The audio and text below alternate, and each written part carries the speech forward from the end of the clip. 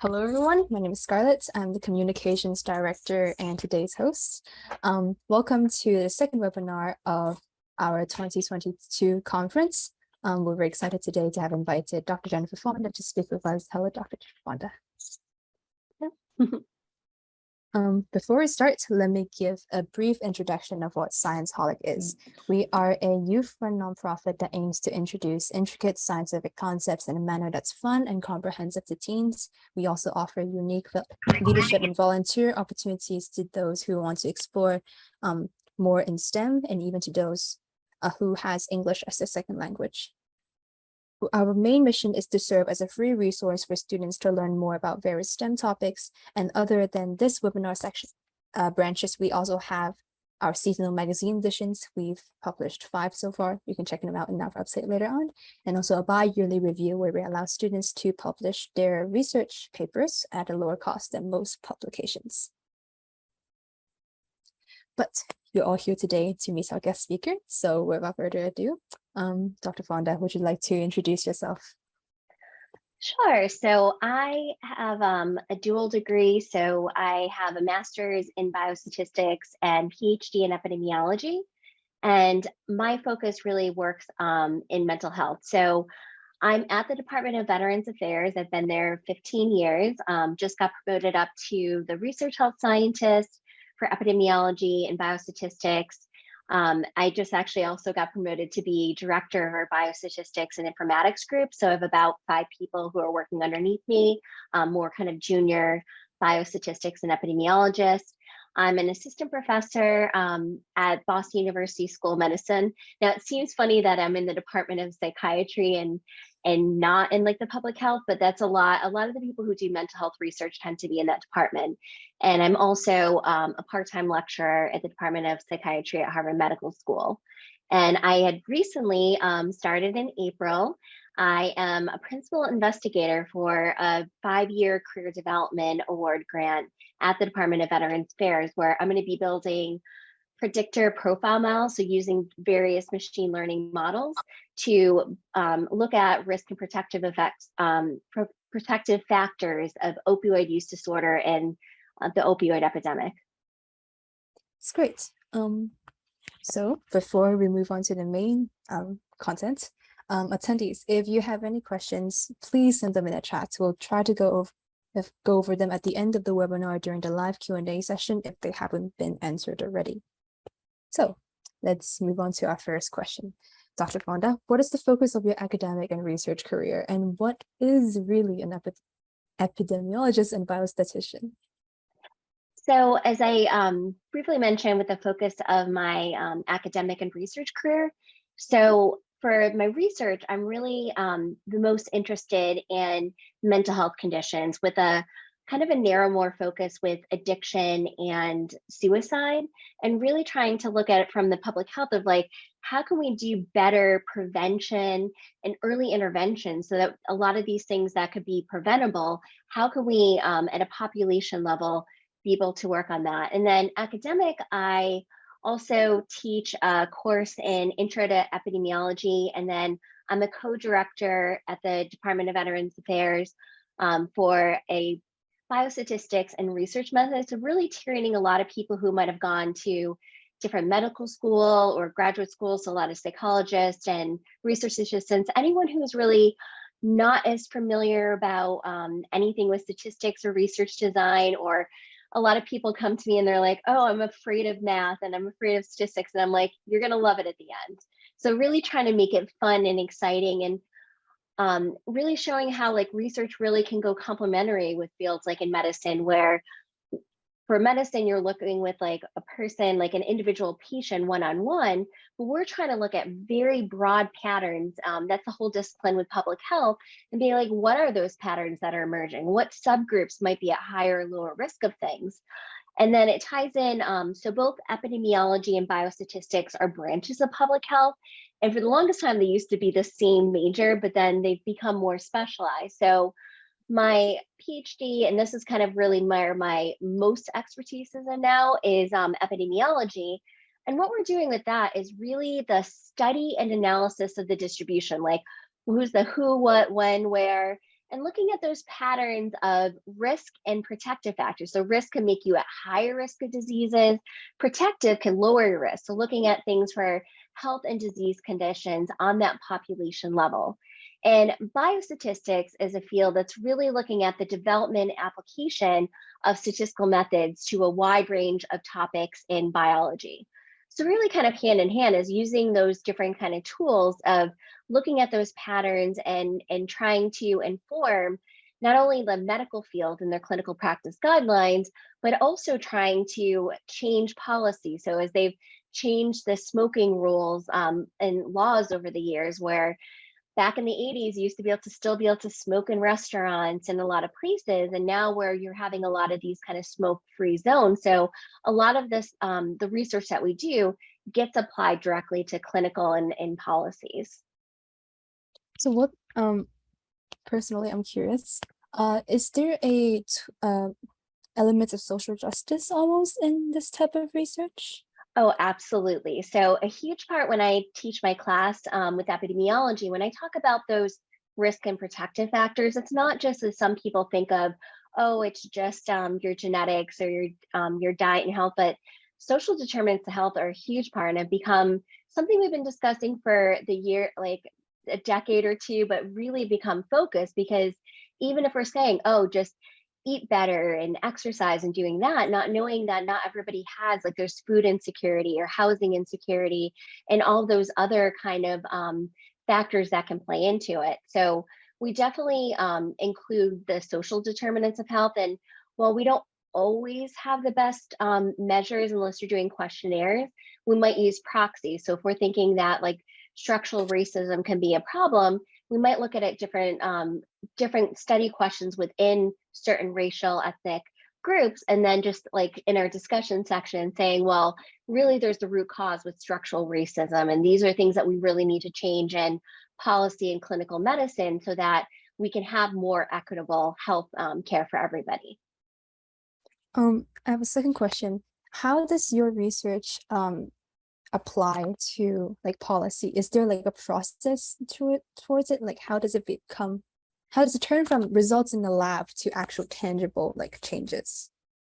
That is an excellent question, and I think something that the public health field is grappling with right now. I know that became a huge topic in our conference that we had for the Society of Epidemiologic Research, because a lot of times we used to think like you just put your head down, you do the research, it gets in the journals, and you're done. And as we saw, especially with the pandemic, that with the mis and disinformation and all those things, it's not, the right knowledge is not getting translated. And it seems like a lot of policy people aren't listening. So I think a lot of it is we're doing some of that, but I think we're trying to be more active and trying to train the next generation to be more advocates for different things and teaching people to advocate for policy. I know they pair in some like different state houses and listen to the experts, but I feel it's a very slow process from the way it's been, and I think they're trying to shake it up because I mean it goes faster on the clinical side, where they'll usually take for big diseases, they'll take like every 5-10 years and be like, what's the state of the science? And they'll talk about all the different research and have like lawyers involved and policymakers and epidemiologists, statisticians, medical doctors put us together and being like, what is the knowledge that we think can support this kind of policy, what's not. But it takes a while for things to actually get up and trickle up to change into actual laws. Okay. Then moving on to more of a personal question, what's your typical day look like? You teach courses, you do research. It must be very difficult to balance all these different roles. So how do you manage your time between your different responsibilities?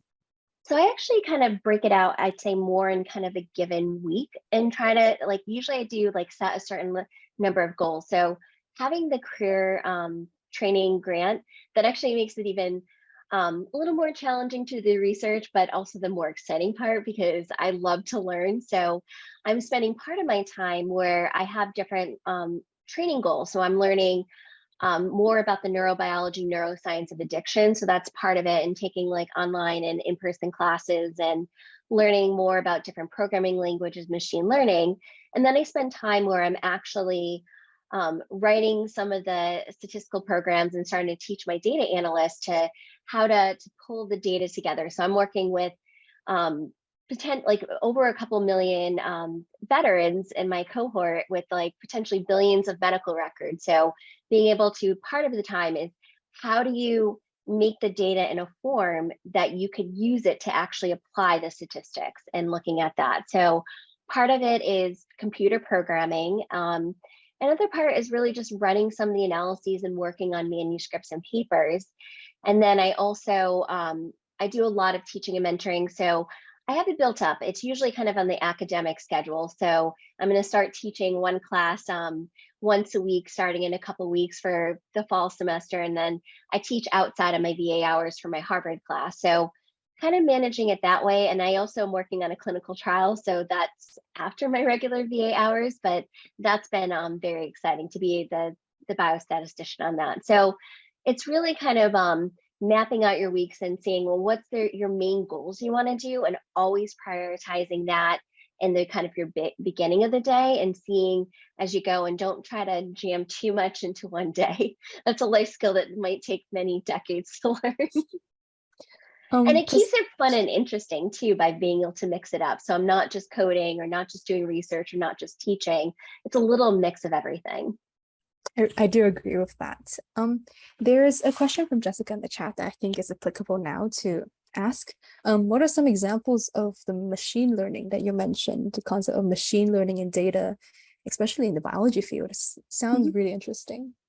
Oh, it's absolutely exploding and taking over in public health fields and I think with medicine. So there's different techniques. So the ones I'm trying to do are the classification tree. So you might think of it like rather, a lot of times when you're doing models, people are thinking of just like one disease or one risk factor. They might put a couple, but they're not seeing how things are interacting. So you could see like it becomes like this little decision tree. So you might say, okay, if you just have this one top risk factor, maybe you have like a 20% risk of having the disease. Now, if you add X, Y, and Z, now your risk might go up to 80%. But what's nice about it is it's really able to take hundreds, if not thousands of variables at a time, and the interactions between those, because until we had the computing power, even 5 years ago, it was never able to have those kind of sophisticated models. So it lets it come through and then sees, like, okay, if there's a sparse association where it's really, nothing's really coming really strong, it's kind of like you consider in biology like a really weak bond, that gets trimmed out, and it's only the really strong things that stay. And it helps you think, because even if you come into it with some knowledge in the literature, there's a lot of things we don't know, and some things kind of pop up and surprise us that can come out with these models that you might not have thought. So you can kind of throw all those different wide range of environmental and clinical, and if you have genetics, all those kind of things, and seeing what is that interplay into it. And I know it's something that's come up with like in the COVID pandemic and other kind of diseases where they were starting to find with machine learning some drugs we've had for sometimes 60 years that they're like, this seems to be a mechanism that might be helpful rather than developing a brand new drug, that this could help us with different treatments of other, like using what we already have in our toolbox. So when they were looking at potentially before with like antiretroviral for HIV and saying maybe there could be a similar mechanism with something we already have. That sounds really cool. It must be a groundbreaking technology in this field of research. And that's something that why I have to like learn, because I'm like, that didn't really exist a few years ago. I mean, it's exciting for anyone who might want to go into it, because a lot of schools are building brand new data science buildings. So I had learned some of the stuff in my biostatistics background gives me a lot of that foundation, but learning all those new models, it's something new, but very exciting. Moving on, since it sounds like so exciting, how did you choose this particular path? Did your plans change from when you were in undergrad or college studying? And just how did you decide on this specialty? And this is going to kind of like relate to a later question when you ask about advice for high school students. It was, I would say probably like less than 1% are going to have that linear. And I try to help people after with college students and beyond, because they think you have to have your whole plan by high school or early college and think your rest of your life for many, many decades is going to be figured out. And I'd say most of the times it's not going to be. So I give my example, and even a lot of failures that have happened, but I finally was able to find the path that put all my loves together. So I originally, and in high school, I had thought about going to medical school, and my mom was a nurse, and I got to shadow in the recovery room. I got to watch a surgery, thinking like, okay, this is what I'm going to do. By freshman year, and with those kind of things, I'm like, well, I don't know if I want to really dedicate and really get into the hard science and everything. And I kept going back and forth with undergrad. So I also love like mental health, and seeing like that introduction to psychology. I'm like, this is really fascinating. And originally I thought I'd go into clinical psychology, but I took an abnormal psych class, and I'm like, I don't know if I'd be able to treat patients all the time. So while I was doing that, you were mandated to take a year of statistics with my major, with my psychology major. So I met the most amazing professor. She's won like awards really early in biostatistics, and it just changed my mind. I didn't even know, because my high school at the time didn't have statistics, didn't have anything with public health. You usually just thought, hey, if you're interested in medicine, you just go into medicine. So really getting to take that and learning from her, and she mentored me. So I started taking an undergrad, started taking some classes at the School of Public Health, and took my first intro to epidemiology course, started taking some of my programming classes and pulling those together. And I'm like, I love public health because it takes my love of medicine, but I can bring it to this broader scale. So I did get did a lot of the coursework I needed to get into, and I did a master's in biostatistics a year after I graduated college. And then I ended up working for a few years, and then thought, okay, I'm going to go into a PhD in biostatistics. Took all the courses. So I kind of joke that I have a master's plus in biostatistics, or almost a dual degree in PhD, because I did all that and I came to the qualifying exams, and I'm like, and I actually failed one of them, even though I studied a lot. And I'm like, you know what? This is not what I want to do, just being behind a screen and just coding all the day and developing these things.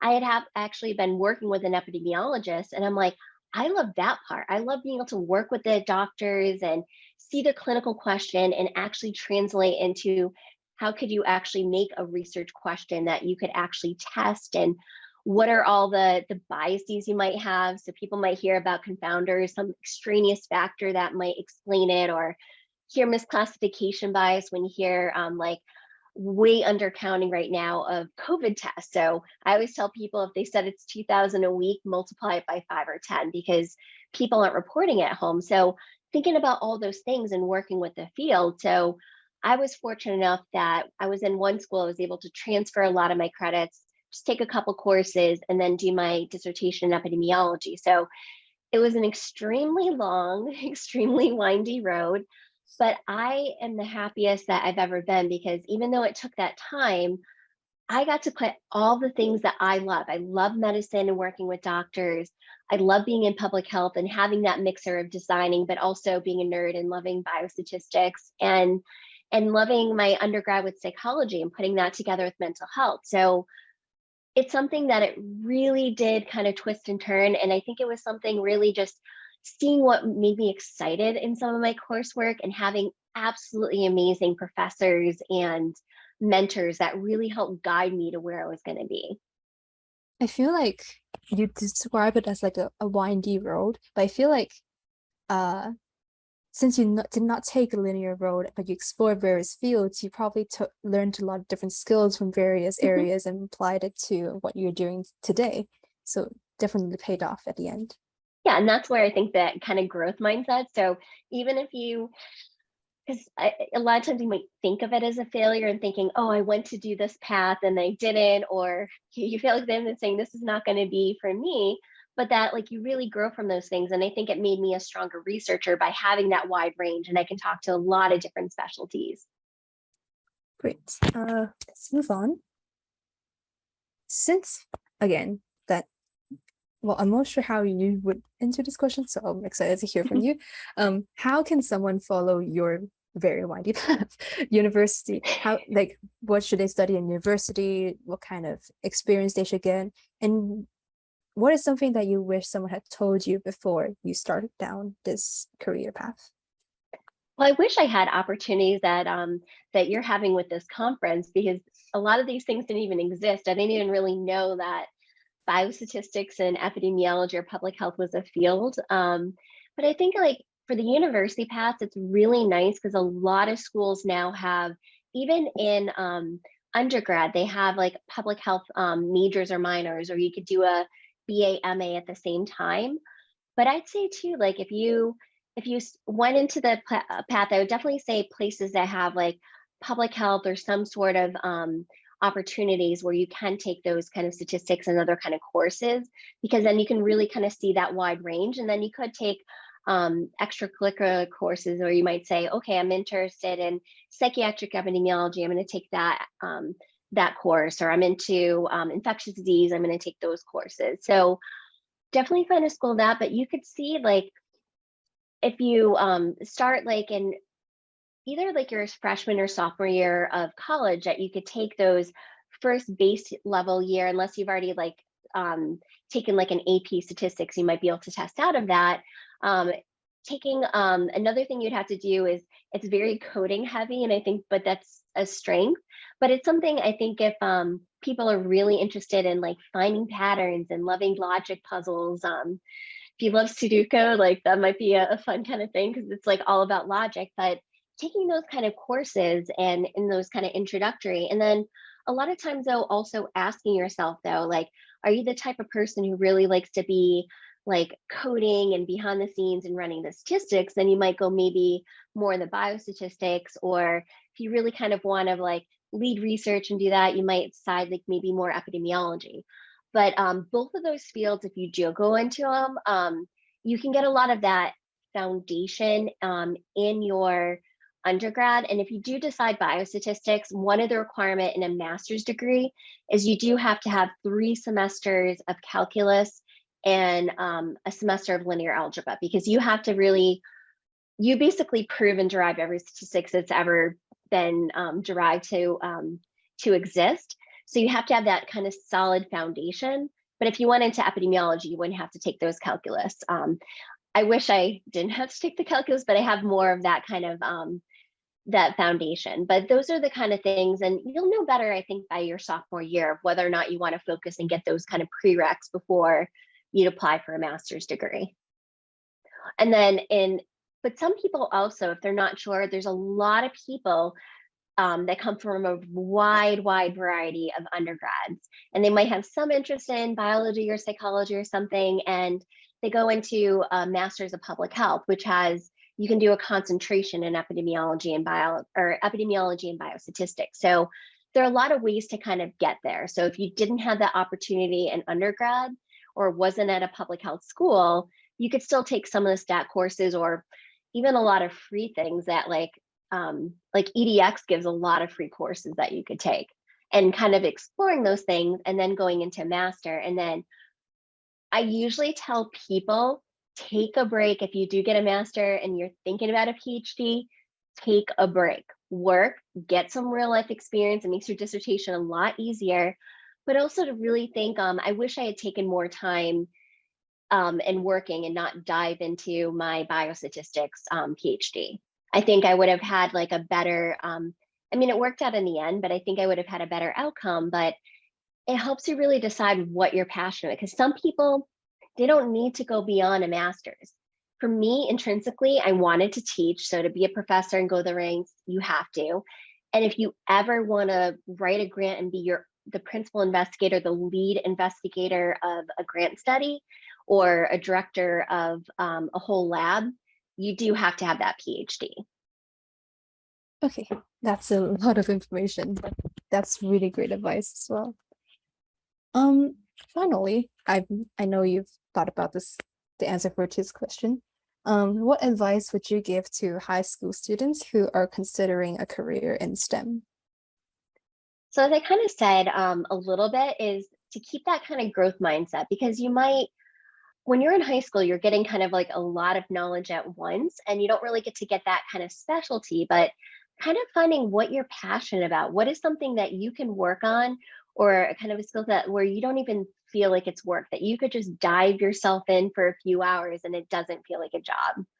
And that's the kind of thing I wish I would have remembered from my high school, that I've always loved logic. I've always loved those things, not so much of the abstract kind of math and calculus. I kind of struggled through that.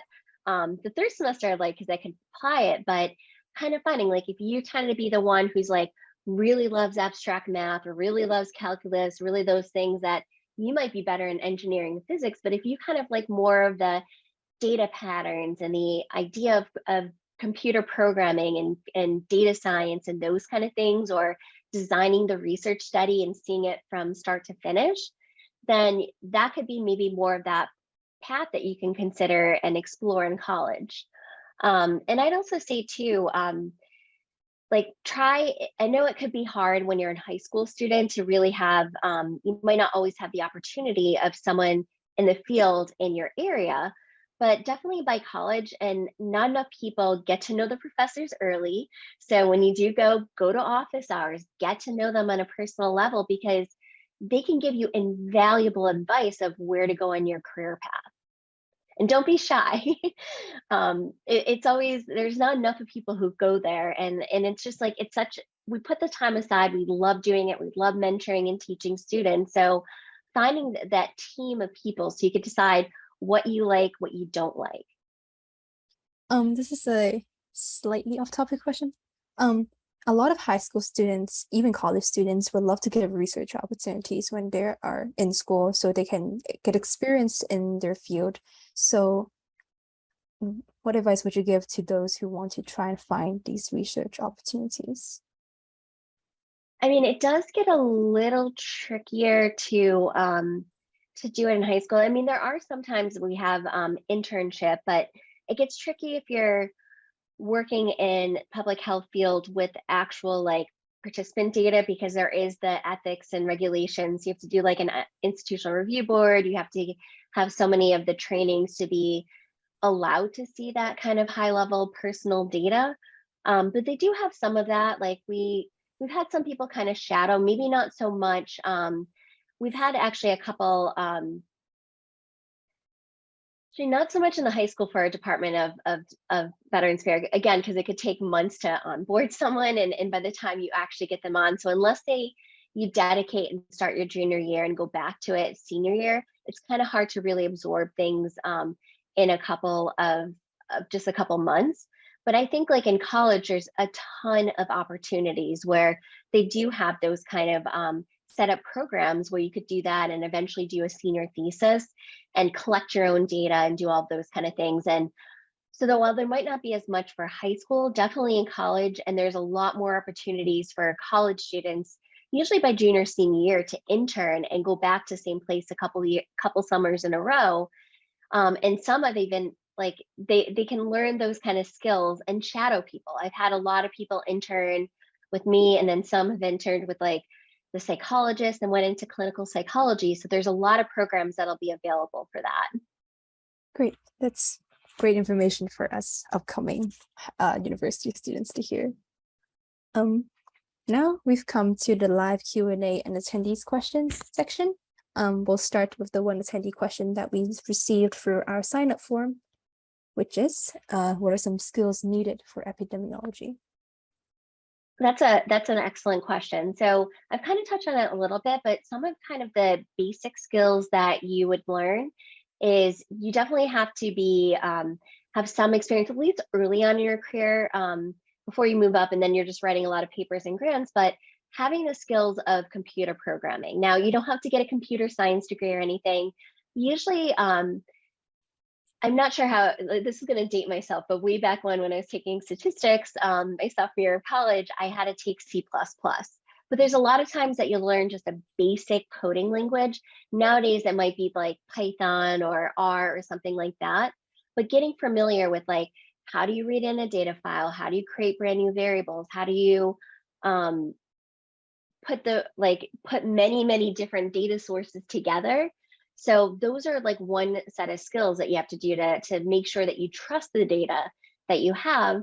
But then it also is really having kind of that strong statistical background. So even though we're in a master's or PhD in epidemiology, you have to have about a year of biostatistics, and we focus a lot on logistic and survival analysis.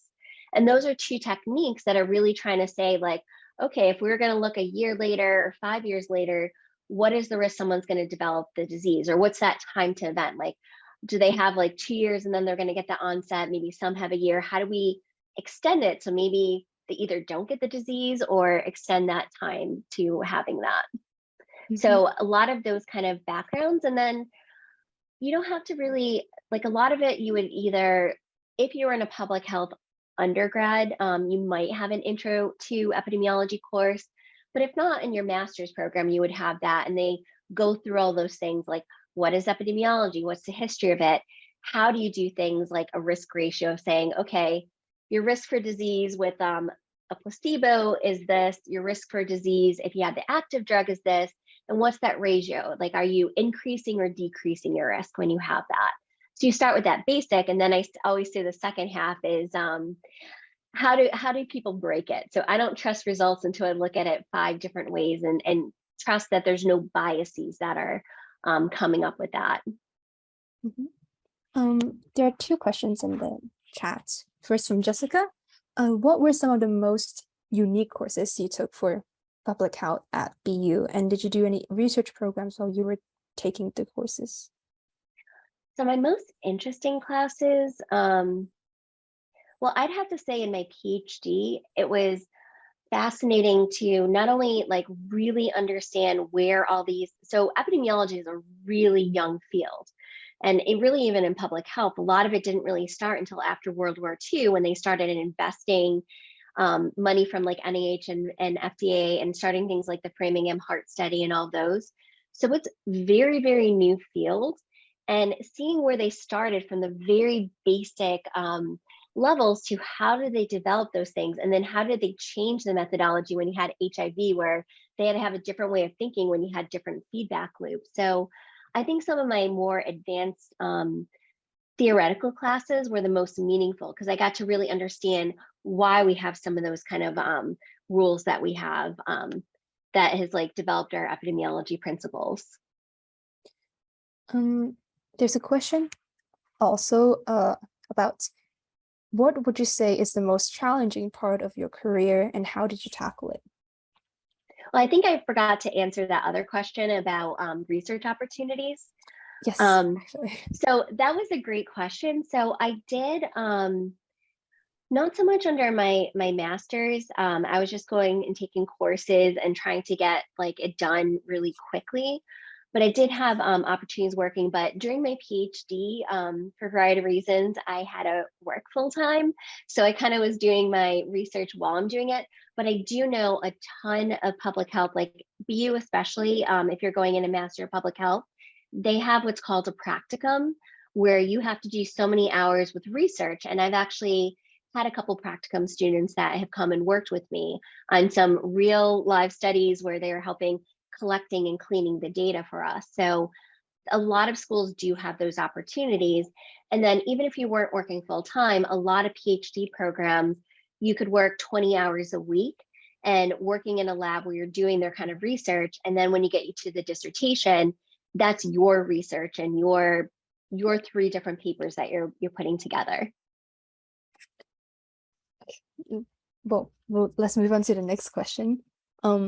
What would you say is the most challenging part of your career and how did you tackle it?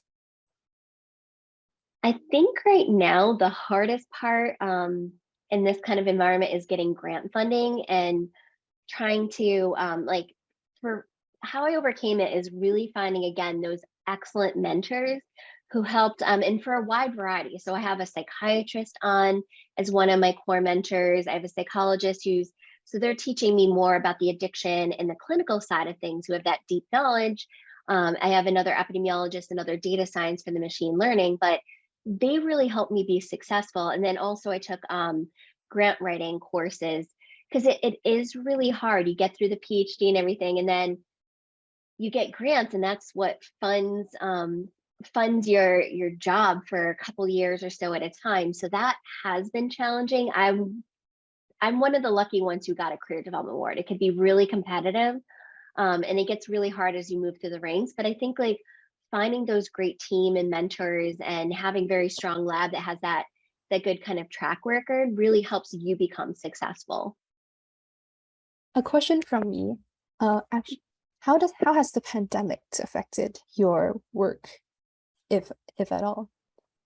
I mean, in one way, it helped me get my grant because I changed, because one of the things I was looking at and seeing just the skyrocketing of mental health, like we're already having problems before, but just seeing people who are already screening positive for anxiety and depression and not having the resource for addiction, people relapsing. That's something that I actually added as one of my exploratory aims, where my primary was looking at what predictors for opioid use and overdose, and then thinking, okay, I have to look at the direct and indirect effects of the pandemic. So direct might be something as we're still learning that the virus might either go directly across the blood-brain barrier and actually go into the brain, and it could potentially infect. They're thinking that's maybe a possibility, or also if you're having secondary the inflammatory process with the cytokines and all those going through, as we see with long COVID, with like thinking about like brain fog and a lot of long-term neuropsychological things. So that's definitely impacted, for better for worse, putting that in. So that's like how it's directly impacted my research. And I'd say on the academic side, in a way, I feel like I've been training. I'm like, even if you're just taking my course and eventually getting a master, here's how I can spread real knowledge to people. And you can tell your parents and your family and your friends who are the disinformation, and you can explain it in kind of terms that they can understand. Because I always tell them, if you can't explain it to your grandma, then you're not doing a good job in public health. Okay, it's a little early, but I think since if there aren't any more questions from the attendees, we can actually start wrapping it up. So here are ScienceHolic social media accounts. We have Instagram, Wechat, YouTube, where we will publish this webinar recording, LinkedIn, and Discord, where we have daily activities and people to discuss about various topics on STEM. And if attendees, if you want to work with ScienceHolic and me, you can join as either a team member in our various fields, help us in the editing, content, outreach, or social media website teams. If you want a low commitment way to